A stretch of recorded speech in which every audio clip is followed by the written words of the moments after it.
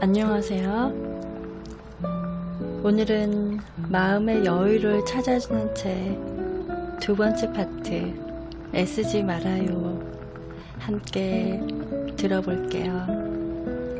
자, 지금부터 눈을 감고 하나, 둘, 셋 코로 호흡하고 천천히 내쉽니다.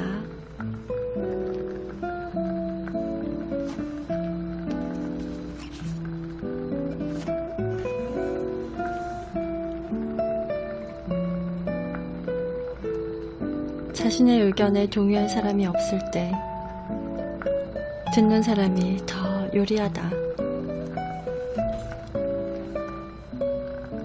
우리들은 토론 문화에 서툰 편입니다. 언쟁은 가능한데 토론이 불가능한 이런 국민성은 상당한 약점이 아닐까 합니다. 우리는 예로부터 이심전심이라든가 말로 하지 않아도 통한다는 식의 커뮤니케이션을 높이 평가했습니다. 어떤 의미에서 보면 대단히 멋진 것이기는 하지만 역시 분명하고 의사를 표현해야 하는 경우도 있습니다.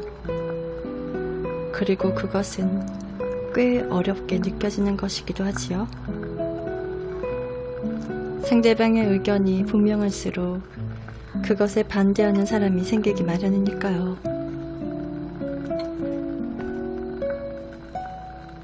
그러나 나의 가치와 나의 의견에 대한 가치는 다른 것임을 안다면 상대방의 반대도 담담하게 받아들일 수 있지 않을까요?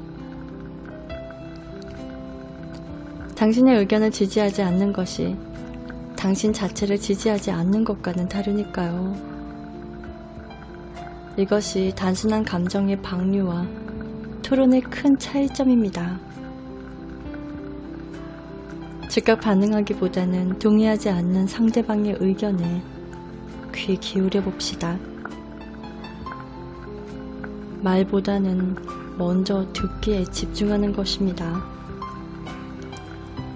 상대방은 말을 하면 할수록 자기 의견에 다른 사람들이 동의해줄지 불안해합니다.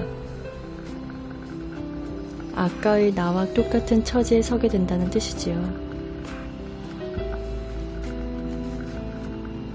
이때 주위 사람들에게 내 의견이 받아들여지지는 않았지만 상대방의 의견을 차분히 들을 줄 아는 사람이라는 인상을 줄 수 있다면 이 시합은 진 것처럼 보이지만 실은 이긴 시합입니다.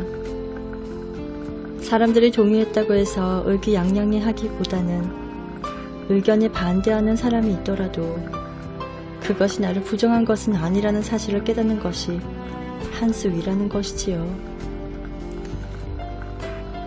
자신의 의견만을 관철시키려 하지 말고 내 의견이 통과되지 못해서 유감스러운 중에서도 편안한 얼굴로 상대방을 바라봅니다.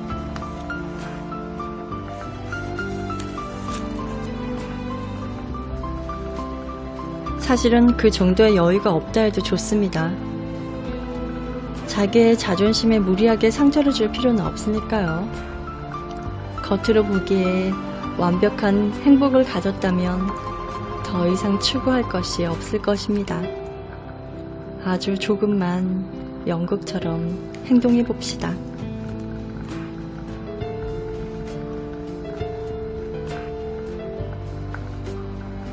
아무리 신경을 써도 감사의 말을 듣지 못한다면 차가운 마음, 따뜻한 마음. 난 아무리 신경을 써도 감사의 말을 듣지 못해. 나만 항상 손해를 봐 라는 생각을 하는 사람들이 있습니다. 이런 사람은 본래 서비스 정신이 강하고 마음이 착할 경우가 많습니다. 다른 사람이 기뻐하는 모습을 보는 것을 무엇보다 좋아하는 이는 평균보다 약간 마음의 온도가 높은 사람입니다. 한편 세상에는 친절에 익숙하지 않은 마음의 온도가 조금 낮은 사람도 있습니다. 그들은 친절에 대한 고마움보다 상대방에게 감사의 말을 해야 한다는 부담감이 앞서는 사람입니다. 요컨대 감정을 말로 표현하기가 부끄럽기도 하고 마땅히 좋은 말이 없어서 상대방의 친절이 부담스럽다는 것이지요. 기본적으로 세상에는 여러 타입의 사람들이 함께 어울려 사는 것이 좋습니다. 그러니까 감사의 말을 듣는 것을 좋아하는 사람, 말로 표현하기 부담스러우니까 친절은 필요 없다는 사람 등 모두가 필요합니다. 또 신경을 써주어도 감사는커녕 삐딱하게 생각하거나 상대방의 배려를 무거운 짐처럼 느끼는 사람이 있는 것도 좋습니다. 체온은 높아질 때도 있고 낮아질 때도 있습니다. 마음의 온도도 마찬가지입니다. 인간관계 또한 고정되어 있지 않고요. 사람들이 어쩔 때는 차갑게 대응하기도 따뜻하게 대응하기도 하듯이 우리들 마음에는 예측할 수 없는 면이 있는 것이 매력입니다.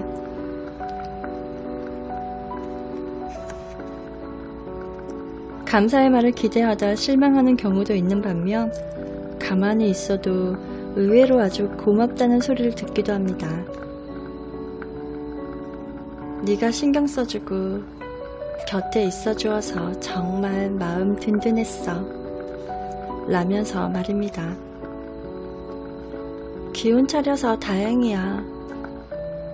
이런 말 한마디로 감사의 말을 듣기도 하지요. 열심히 해도 좋은 소리를 못 듣는 경우도 있지만 그런 때는 대부분 당신이 아주 친절한 사람이라는 걸 모두가 인정하고 있을 경우가 많습니다. 굳이 얼굴을 마주보며 감사의 말을 하지 않더라도 상대는 보이지 않는 부분에서 틀림없이 당신에게 감사하고 있을 것입니다.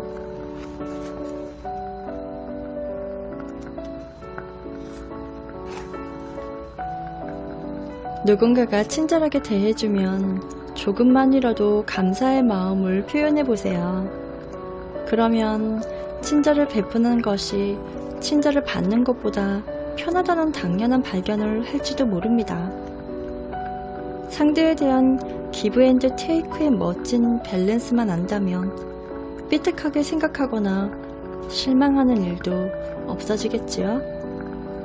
하지만 앞서도 말한 바와 같이 사람과 사람 사이에는 차이가 있는 것도 결코 나쁜 일만은 아닙니다.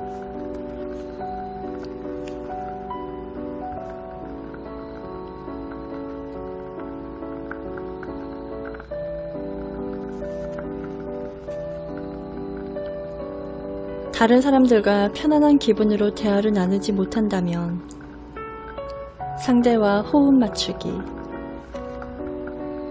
얼마 전 내가 대단히 존경하는 한 남자 선배와 대화를 나눌 기회가 있었습니다. 일 때문에 만나는 자리라 나는 대화가 어떻게 전개될지 여러 방면으로 생각하고 선배에 대해 내가 알고 있는 것을 총 복습까지 해갔습니다. 하지만 그런데도 불구하고 막상 선배와 직접 마주하자 꽁꽁 얼어붙어 횡설수설하고 말았지요. 선배의 태도가 너무 강압적인 것 아니었냐고 생각할 사람도 있을 것입니다. 하지만 실제로는 그 반대였습니다. 부드럽게 이야기하고 굉장히 편안하게 대해주었는데 나 스스로 긴장한 나머지 엉뚱한 질문에다 바보 같은 대답만 하고 말았던 거죠. 그리고는 풀이 죽어서 집으로 돌아왔답니다. 나는 여학교만 다녀서 그런지 동성끼리 있을 때는 그런대로 마음이 편하지만 대부분 사람들과 만나는 것 자체만으로도 긴장이 됩니다. 그래서 우울함이나 긴장에 대해서는 이미 베테랑의 경지에 도달해 있습니다. 자랑은 아니지만요. 암호하거나 편안하게 대화를 즐기는 사람들을 볼 때면 저 사람들에 비해서 난 100년은 뒤떨어졌겠군 하는 생각을 합니다. 그러면 나 자신이 아주 한심스럽게 느껴지지요. 이왕이면 나도 저렇게 세련되게 살고 싶다며 그 사람을 부러워하기도 하고요. 혹 당신도 이런 부류의 사람이 아닌가요? 이에 대해 좀 더 깊이 생각해 봅시다.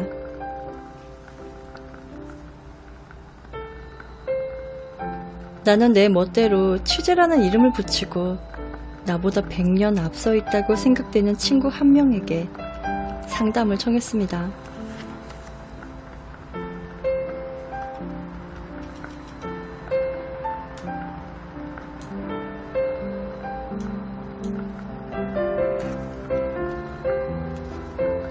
그 친구의 직업은 리포라이터입니다. 그래서 사람들에게 많은 이야기를 듣고 다니며 기사를 쓰고 있지요.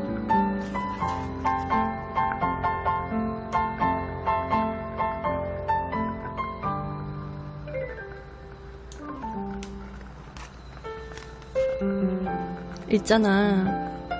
사람들이랑 대화할 때 긴장하지 않는 방법을 테마로 해서 글을 쓰려고 하는데 어떻게 하면 너처럼 그렇게 편안하게 얘기할 수 있니? 어머, 편안하게라니. 너도 참. 내 마음이 얼마나 무거운지 모르는구나.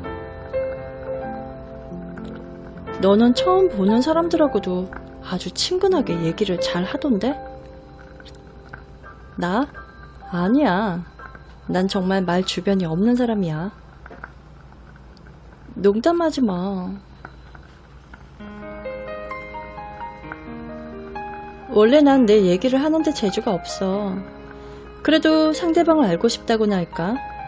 또 알지 않으면 안 되는 직업이잖아. 생각해봐. 자기 이야기는 하지 않으면서 이것저것 물어보면 기분이 안 좋겠지? 나도 사람들이 나에 대해 묻는 걸 별로 좋아하지 않는 편이라 그들이 당황스러워하는 마음도 이해가 돼.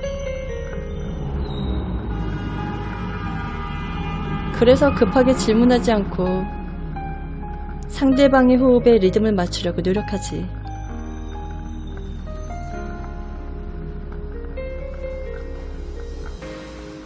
아, 그렇구나. 예를 들면 손 윗사람하고 이야기할 때는 상대방이 잘 들을 수 있게 의식적으로 천천히 말하지 않아도 그 사람이 호흡하고 비슷하게 가다 보면 템포가 저절로 맞춰지더라고. 정말 신기한 일이지?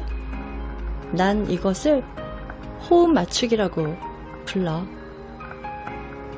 친구의 이야기는 나에게 많은 도움이 되었습니다.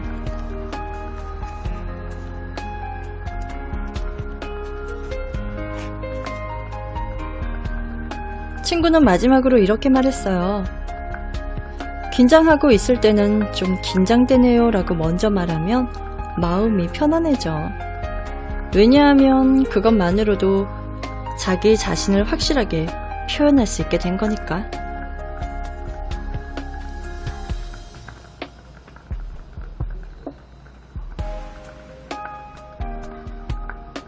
모처럼의 휴일을 예정대로 보내지 못했을 때, 휴일은 계획을 깨는 날. 휴일 오후 4시 무렵이 되면 왠지 슬픈 기분이 들지 않으세요? 나의 경우 휴일 오후의 기분을 꺾은 선 그래프로 나타내면 급속한 커브를 그리며 0으로 내려가는 듯한 느낌입니다. 근본적으로 기대를 잘하는 성격은 수많은 예고편에 비해서 빈약한 본편이 따를 것입니다. 또 그 휴일에 일어날 수 있는 일의 대부분은 오후 4시 무렵 정도면 모두 결론이 납니다. 휴일 전날을 황금 같은 금요일이라든가 황금 같은 토요일이라고 하는 것은 대단히 재미있는 언어의 묘미입니다.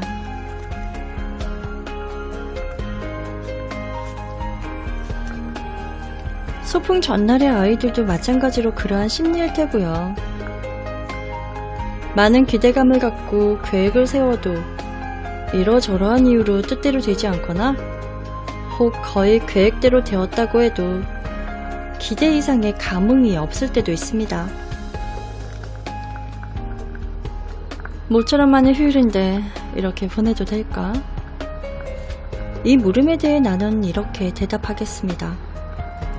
휴일이란 그 자체로 좋은 것.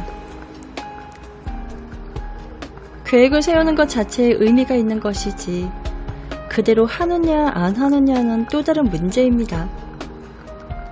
계획대로 안 되었다고 실망할 것이 아니라 어떻게 계획을 깨뜨릴 수 있었는지를 생각해보면 어떨까요? 계획을 깨는 일이 가능한 것 또한 휴일의 특권입니다. 업무를 그렇게 했다면 당장 해고되겠지요?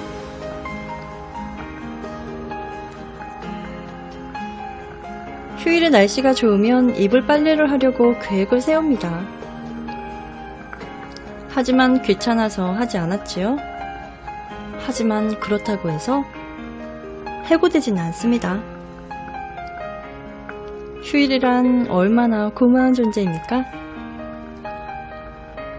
오후에는 집안 청소 좀 해야지 생각하고 있다가도 마음이 바뀌면 갑자기 자전거를 타고 강가로 나가도 되고 특별히 누구한테 스케줄 변경을 보고하지 않아도 되는 것입니다. 아, 휴일은 너무 좋아. 어제는 휴일 계획을 짜면서 즐겁고 오늘은 어제의 계획을 깨버리는 것이 즐겁습니다. 아, 그래요? 계획 중에 오후 4시는 우울한 예정이라는 항목을 넣어놓으면 어떨까요? 그러면 오후 4시가 되어도 갑자기 풀이 죽을 일은 없을 테니까요.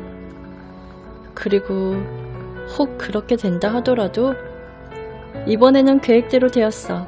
훌륭해 하고 스스로를 칭찬해 줄 수도 있잖아요. 휴일이란 역시 좋은 것이지요.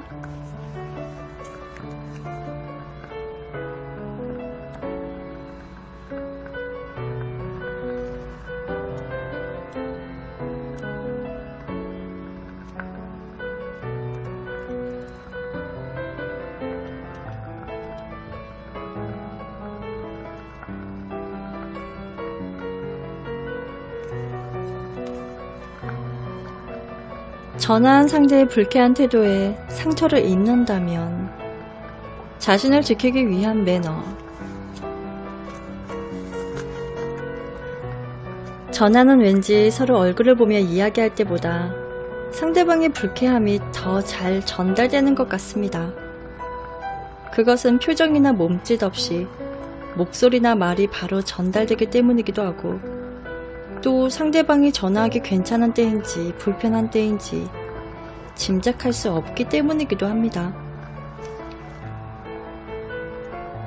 상대방이 귀찮아하듯 하면 이제는 용건도 꺼내고 싶지가 않습니다.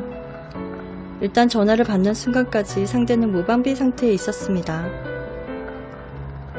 맥도날드 앞에서 11시라던가 내일 2시경에 만나자고 약속하는 경우에는 서로 어느 정도 준비를 하고 만나는 것이기 때문에 괜찮습니다.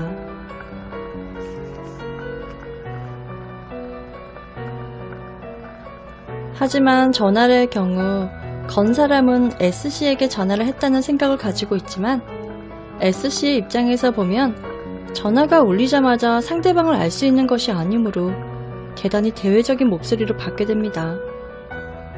혹은 다른 사람의 전화를 기다리고 있다가 당신이 전화를 걸어와서 실망스러운 목소리가 묻어나올 수도 있겠고요.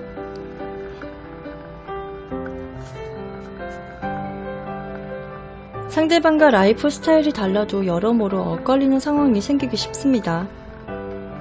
나는 전철로 통학하는 아이들을 위해 매일 이른 아침 도시락을 싸야 하는 주부임과 동시에 일러스트레이터 겸 작가입니다. 아침 6시밖에 안 된 시간대에 전화가 울리면 대개 딸 아이의 친구한테서 급하게 연락 온 경우가 많습니다. 따라서 10시 반이면 이미 점심시간이 다 된 오전 중이라 생각하는데 나와 다른 생활 패턴의 친구한테 10시 반은 이렇게 아침 일찍 대체 무슨 일이라고 할 시간입니다. 한편 나한테 밤 10시 반이면 이미 내일을 준비하기 시작해야 하는 시간이지만 그 친구한테는 집 근처에 와 있으니 잠시 나오지 않을래 라고 전화를 걸 수 있는 시간이고요. 그런 시간이나 습관의 차이를 제대로 파악해 두는 것이 중요합니다. 그리고 용건으로 바로 들어가기 전에 친한 친구라면 잠깐 얘기해도 괜찮겠니? 라든가 다소 격식을 차려야 할 관계라면 지금 시간 괜찮으세요? 라고 한번 물어보는 것도 좋겠지요. 이렇게 하면 상대방에게도 꽤 도움이 되며 거는 사람 쪽도 마음이 편안해집니다.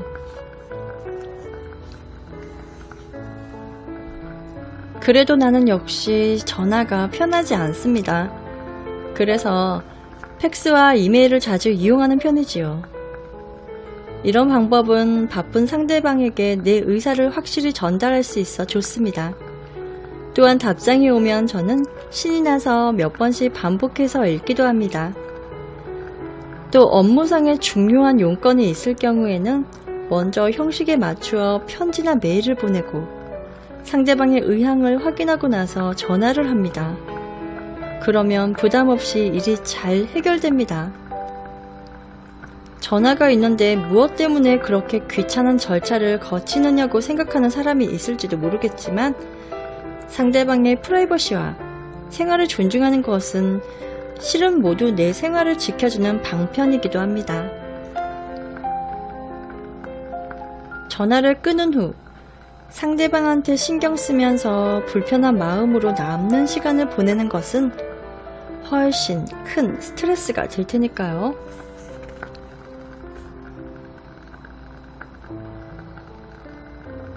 상대방에게 상처 주지 않는 매너라고 하면 대단히 까다롭게 여겨지지만 그것은 자신의 마음에 상처 주지 않는 최선의 방법이기도 합니다.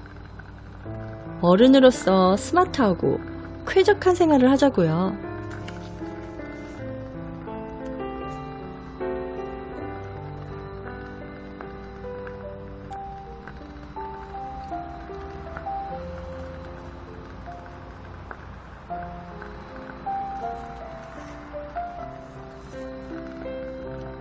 해서는 안 될 말을 했다면 시간의 힘을 믿어보자. 누구나 냉정을 찾을 수 없을 때가 있습니다. 인간관계는 대단히 복잡한 경우가 많으므로 어떨 때는 자기도 모르게 흥분하는 사람도 있습니다. 그렇다고 이쪽에서도 가는 말이 고와야 오는 말이 곱다라든가 이에는 이 눈에는 눈 하는 식으로 상대방에게 심한 상처의 말을 해버리면 둘 사이에는 순간 거북한 침묵이 이어지지요. 그럼 이러한 상황에서는 어떻게 해야 할까요? 이 경우 반칙을 쓴 것이 당신이기 때문에 아무튼 우선은 잘못을 인정하고 사과합니다. 단 사과한 다음에 고의는 아니었다는 한마디를 덧붙여도 좋겠지요? 그렇다 하더라도 상대방이 용서해줄지 어떨지는 별개의 문제입니다. 그 이유는 정말 상대가 하기에 달려있습니다. 그럴 때 내 쪽에서 어떻게 하려고 하기보다는 상대방의 회복을 방해하지 말고 기다려주어야 합니다.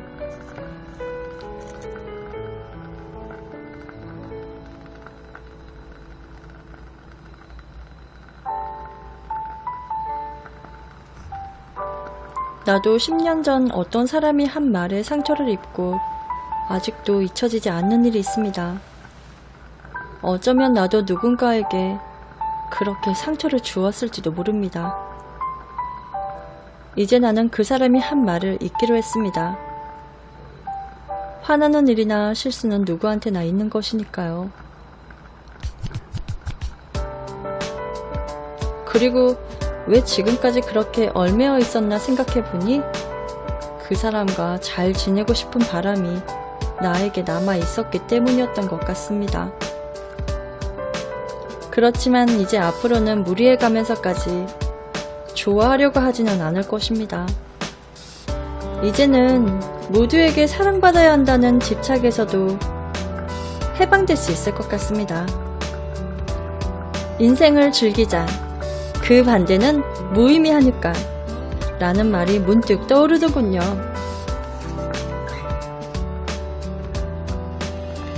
그리고 모든 이에게 사랑받는다는 것은 실은 아무에게도 사랑받지 못하는 것과 같다라는 말도 있지요. 우리가 결코 말해서는 안 되는 것이 있습니다. 그것은 상대방이 자신의 힘으로는 도저히 바꿀 수 없는 것을 지적하고 차별하는 것입니다. 차별하지 않는 것이야말로 진정한 교양입니다.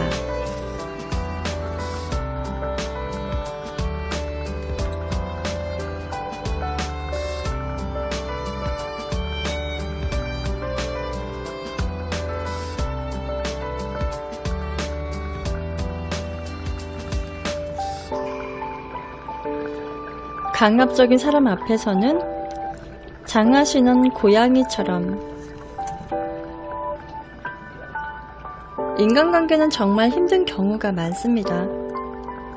그러므로 자신도 모르게 소극적으로 살고 싶어지는 것은 자연스러운 일입니다. 사람을 마음대로 다루거나 잡아 끄는 힘이 강한 사람이 있습니다. 여기서 강하다는 것은 완력 같은 것이 아니라 자기 주장이 강한 사람을 말하는 것입니다. 몇 사람이 모이면 대개 보스나 리더 격의 사람이 생깁니다. 리더가 되려면 일단 책임감과 리더십이 있고 상대방의 의견에도 귀를 기울여줄 줄 아는 그릇을 가지고 있어야 합니다.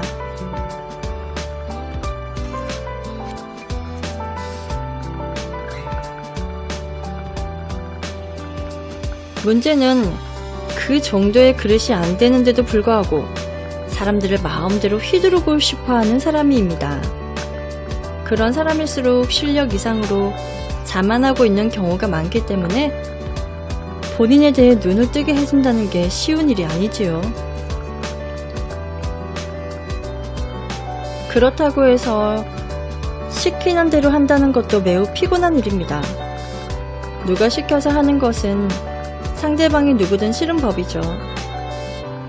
누가 명령하는 것을 굉장히 싫어하는 내가 생각해낸 방법이 하나 있습니다. 지시나 명령을 내린 사람에게 알겠습니다. 그런데 이 상태에서는 도저히 무슨 말인지 모르겠으니 어떻게 하는지 보여주셨으면 합니다. 라고 하는 것입니다. 어디까지나 상대방을 상석에 올려놓는 느낌으로요. 상당히 속이 들여다 보이는 연기이지만 그렇지만 괜찮습니다. 상대방은 굉장히 자만심이 센 사람이기 때문에 그렇게 요청하면 상당히 진지하게 받아들일 것입니다. 이렇게 되면 이제 승리는 당신의 것입니다. 상대방이 무엇인가를 해 보일 때마다 계속 칭찬을 해주면 됩니다.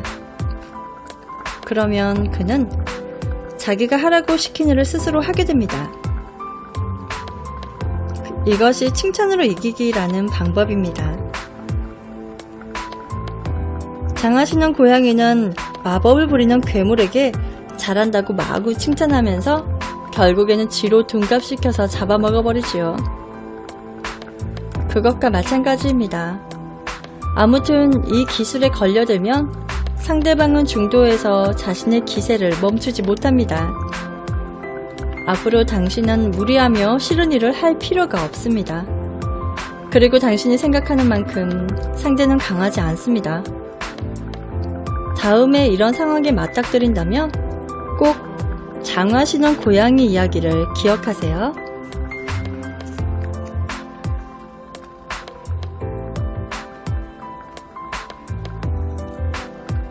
오늘은 여기까지 할게요. 여러분 잘 자요. 다음엔 세 번째 파트, 자신을 사랑할 수 없을 때 지금 할 수 있는 일을 묵묵히 읽어드릴게요. 잘 자요.